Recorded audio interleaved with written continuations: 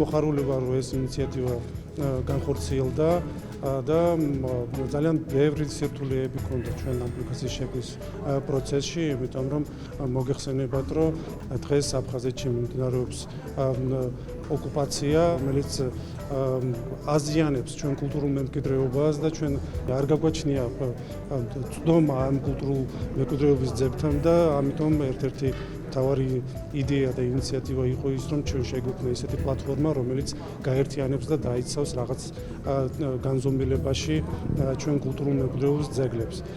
და კიდევ ერთხელ მინდა მადლობა გადაუხადო იმ გუნდს, რომელიც იყო ჩართული.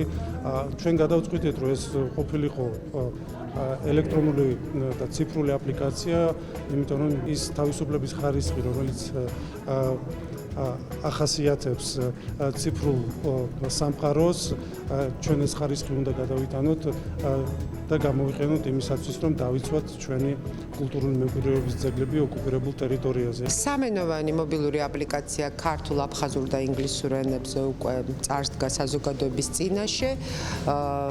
როგორც კი ავკრებთ App Store-ში Abkhazia Heritage, პირველივეს ამოაგდებს ჩვენს მობილურ აპლიკაციას, რაც ძალიან მნიშვნელოვანია. მასში არის თავმოყრილი მთელი ჩვენი სიმდიდრე აფხაზეთის კულტურული მემკვიდრეობის სახით, მატერიალური, არამატერიალური და ასე შემდეგ. ჩემი აზრით მნიშვნელოვანია იმისთვის, რომ მთელი მსოფლიო ციფრულ ვერსიას გაიგებს ამ კულტურული მემკვიდრეობის შესახებ და მისთვის იქნება ხელმისაწვდომი ნებისმიერი ინფორმაცია და ძალიან მნიშვნელოვანია მომავალი თაობა.